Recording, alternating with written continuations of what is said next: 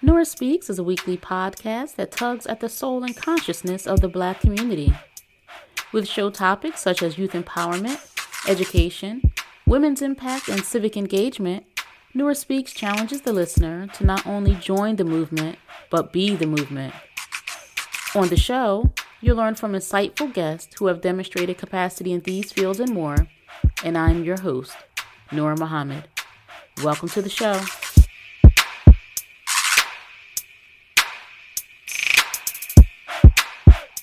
Welcome to another episode of the Nurah Speaks podcast, and I am your host, Nurah Muhammad. This episode is titled, I Disagree with Marc Lamont Hill. And you may say, Nurah, what in the world are you talking about? What did Marc Lamont Hill say? What is it that you disagree with this brother? Now, for those who may not know, Marc Lamont Hill is a distinguished academic. He's a former professor at Temple University. He's a journalist. He's an author. He's the owner of one of my favorite bookstores, Uncle Bobby's, over there in Germantown in Philadelphia. And I encourage you, if you're in the area, to visit Uncle Bobby's. If you're visiting the area from out of town, to please visit Uncle Bobby's. It's important that we support retailers that will sell our books. Those independent retailers. I mean, sure, you can go to Amazon, but there's something about browsing the walls and the shelves and pulling a book off the shelf and holding a book in your hand and reading it. And of course, the cafe there.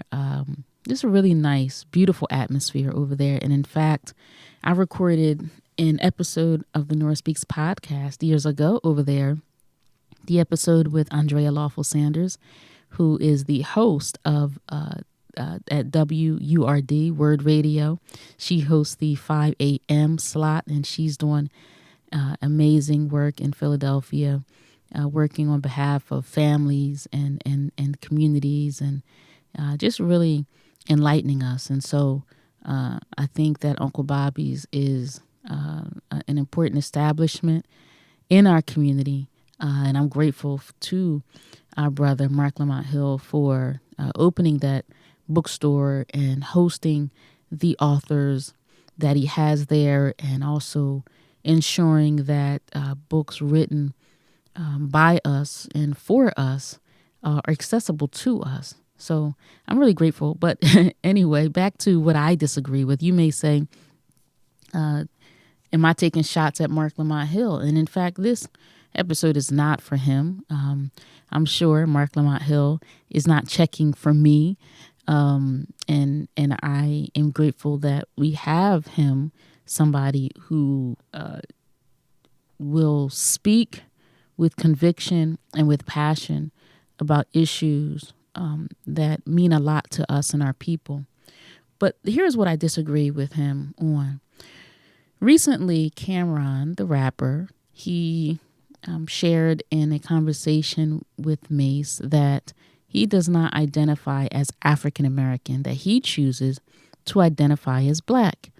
And I saw a YouTube video on Marc Lamont Hill's page, which I will link in the show notes for this episode of Nurah Speaks, where he explains to Cameron and to us why he disagrees with Cameron, and he makes several points, and I'll share those with you. Marc Lamont Hill says that, he is cool with the use of the word Black because he said that he does not want to exclude our people from the Caribbean and from the continent of Africa, and that Black encompasses all. Marc Lamont Hill says that we cannot let go of African in terms of our identity, and another reason why we should not just use the word Black, but retain the use of the term or the phrase African American. Marc Lamont Hill says that we are a united people and that we are disconnected by how whites or Caucasians have wedged us apart. He says that we must recognize that our roots are African and we are African people. He says that we hold on to our Black Americanness, but we also hold on to our African Americanness and realize that we are children of the motherland. So I agree with an earlier statement that he made that I shared, where he says that Black encompasses all. And we use Black so that we can be inclusive of all of our people wherever we may find them on this earth. However, he says that we have to hold on to our Africanness and remember and acknowledge that we are children of the motherland. And so I think I'll address my disagreement in two parts. The first part is the term African and the term American. I remember in my elementary school, or rather middle school, learning about the history of the world, and the social studies class that I had. It was really interesting, somewhat traumatic, just learning about history in the context in which I learned about our people's history specifically. But it was always a very interesting class. And in my social studies class, I learned about Amerigo Vespucci, who was an Italian explorer, and who this nation, rather America, was named after him, Amerigo Vespucci, the Italian explorer. And then I also learned about Leos Africanus, who was someone who himself was an explorer of sorts. And I was taught in social studies that the continent of Africa was named in his honor, named after him. And as I got older and entered into college and just became more aware, more conscious of the history of the world, the history of our people, and learning more about what it is to have a Black identity. And I realized that this nation that I live in, America, North America, South America, but this continent of North America being named after Amerigo Vespucci may have had a name before the Caucasian explorer gave this nation a name. We know that in the history of the exploration of this world by the European, wherever they found a new place, a new patch of land, a new territory, they gave it a name in honor of perhaps the kings and queens for which they were exploring on behalf of. But they named it a name that was of a European name. And we're told that that's also what happened with Africa. There's some debate I've come to know about, is it true whether or not that Africa received its name in honor of Leo Africanus. However, what I know now is that it is not acceptable for us as original people, as Black people, to go in the name of that nation of people who conquered us. Because when you go in their name, then you're also identifying yourself as their property. As we know from the experience of chattel slavery, you might have been Sam Jones on the Jones plantation, but then when you go to the Johnson plantation, your name became Sam Johnson. And then when you go to the Roberts plantation, your name became Sam Roberts. Those of us who saw the film Roots, we see that Kunta Kinte is rejecting the name that his master is giving him, Toby. And he says, my name is Kunta Kinte. And he is beat into submission. And in that delirium of that beating, he finally concedes and says that my name is Toby. So for us to understand the terms and the names by which we identify ourselves, largely we are accepting the names of those European conquerors, settlers, conquistadors, all of the names that we were taught about in our social studies classes, in our American history classes. But we don't want to be property anymore. And so the first track that I'm going to address is just how we identify ourselves. Marc Lamont Hill, he has names that are of a European. And I push back against us accepting the names of our conquerors, of our enslavers. I don't personally choose to say that I am African American because I don't want to go about identifying myself in the names of two Europeans, an Italian and a Spaniard. That is not how I choose to identify myself, and I've taught my children not to identify themselves as that, and I don't think that's something that we should do. And so the question would be, what were our names before we were renamed by those who conquered us? And certainly it was not African or American. So that's my first point about just the identity and the names and the labels that we operate and exist with. The second track I want to address is where Marc Lamont Hill says that we must realize that we are children of the motherland. Earlier, you heard me say that Marc Lamont Hill said that when he uses the term Black, he wants to be inclusive of our brothers and sisters in the Caribbean, our brothers and sisters on the continent of Africa. Of course, we have brothers and sisters in Jamaica and Haiti and Guyana and the Dominican Republic. Black people are all over this planet. And so using the term Black, he says, connects all of us, although he makes sure that he points out that we, all of us, are African people. So we're African people in the Caribbean, or we're African people in Jamaica, we're African people in Haiti. And this is a presupposition that all Black people derive from the continent of Africa. And in fact, I, again, will push back against the use of the word Africa, because our people have been on this planet for trillions of years, well before the European left the caves and hillsides of Europe and began their exploration and conquering of the darker people of the planet Earth. So the presupposition, or Marc Lamont Hill presupposing that all of our people are from the continent of Africa, well, Africa, or that territory, that landmass, is just one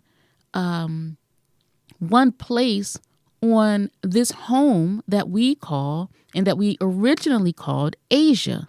I remember being in school learning about Asia Major and Asia Minor. Now, that's not something that is discussed in schools today, but the original term for our planet that we gave it is Asia. Now, what I'm sharing with you might just really sound outrageous, because many of us don't know history beyond what we learned in the textbooks, what we learned in the American educational system. So please indulge me in what I'm sharing with you. We Black people are original. We identify ourselves as Asiatic. Now, just listen to how the European identified himself. Caucasian, right? Caucasus, the hills and the caves and the mountains where the European came from were the Caucasus Mountains, and they were on our planet of Asia, Caucasian, right?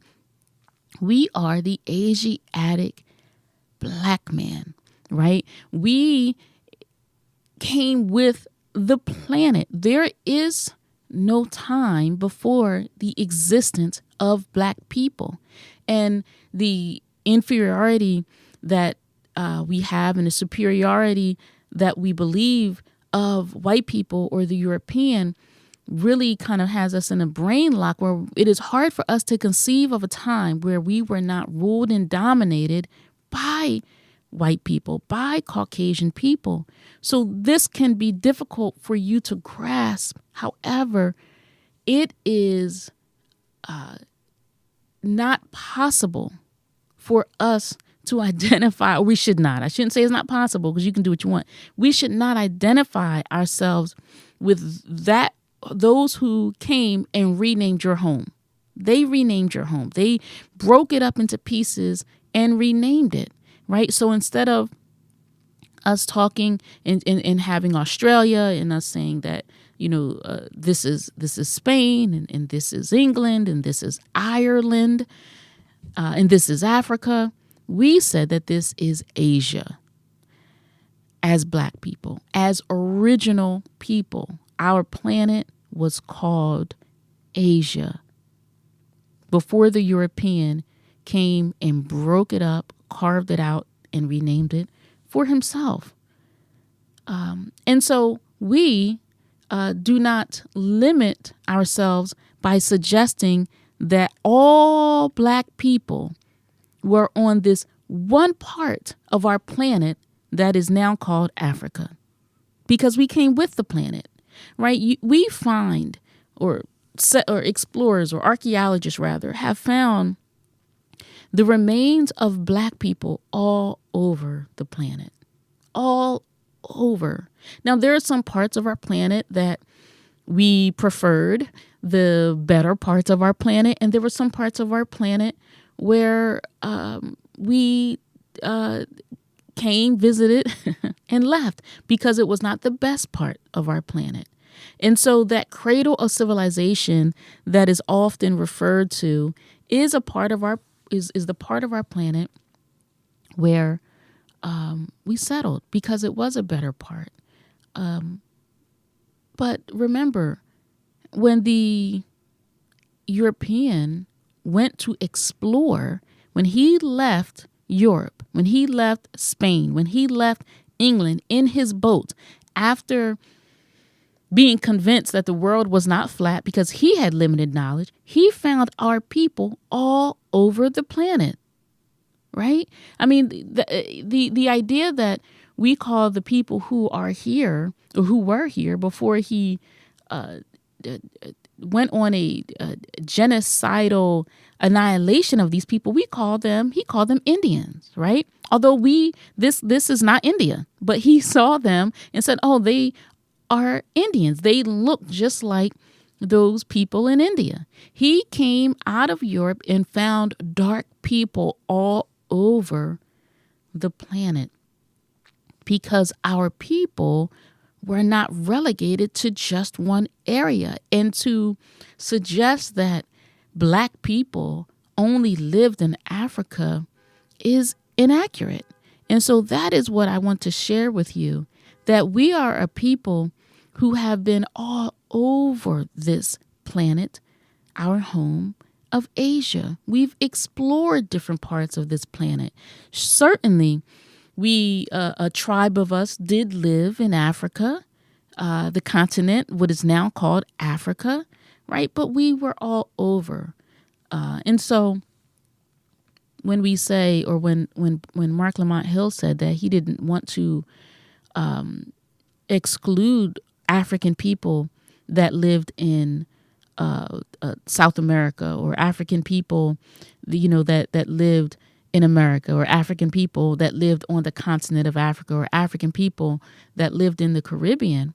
Well, I choose not to say that they are African because perhaps they did not start in Africa. Perhaps they, lived in what was some call the Middle East, right?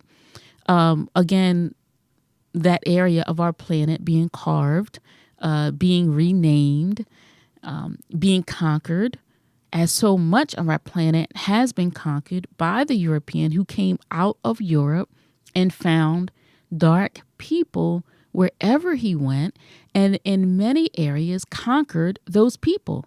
And now the planet is pretty much in subjection to the Europeans, to Caucasian people, and are answering to them and are asking for their aid after they've come and decimated the people and their society and their economy and their unity. So now we turn to our former conqueror or our former slave master and seek his assistance in our affairs, although we do see that there are some nations that are fighting back against the European influence.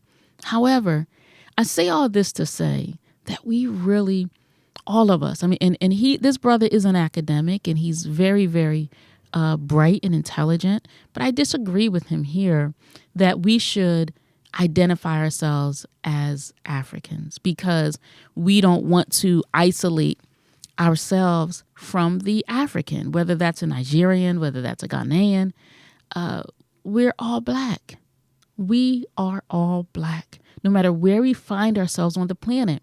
And so in one hand, he says that using the term black is good because it connects us all. But then he says we should be using the term African American so that we can retain identity and unity with those brothers and sisters on the continent of Africa.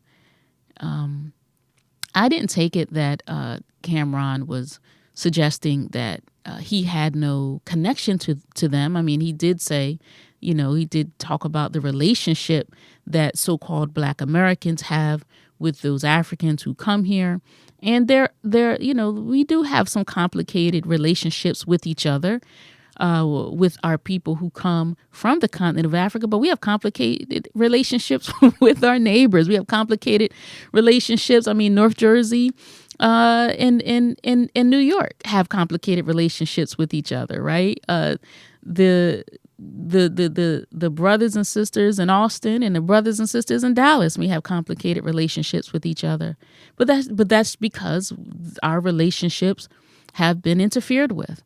And when we let go and put down those names and those titles that divide us, at the root of it, we'll find that we're black. And the reason why I say we are black is because, well, one, that we are, right? But we're black, and we say we're black because we took on the color of darkness from which all things are born. We, the black man, is first, and we find no man older than the black man. I mean, Louis Leakey showed us that, right? His granddaughter came behind him and showed us that. So there are new people that existed on our planet before black people. So we are first, regardless of where we are on this planet. We are black and we were first. And so in my closing, I'll just say, there's a historian, J.A. Rogers, that's referenced often, or should be referenced more often, perhaps. But he says, in his book, in his writings, that beyond the cotton fields of the South, and long before the white man was a part of the planet, we were the original people ruling the earth. And this is just a historical fact. This is not something that we're going to find in our textbooks. This is not something we're going to learn about in our social studies class, because the education that we get today is that education that is to retain the power and the governance of our conquerors, of our enslavers, of those who rule over us. But we cannot be absolved from going out and researching and learning our history for ourselves. So, yes, I do disagree with our good brother, Marc Lamont Hill. I say, and I agree with Cameron, I say that we are black people.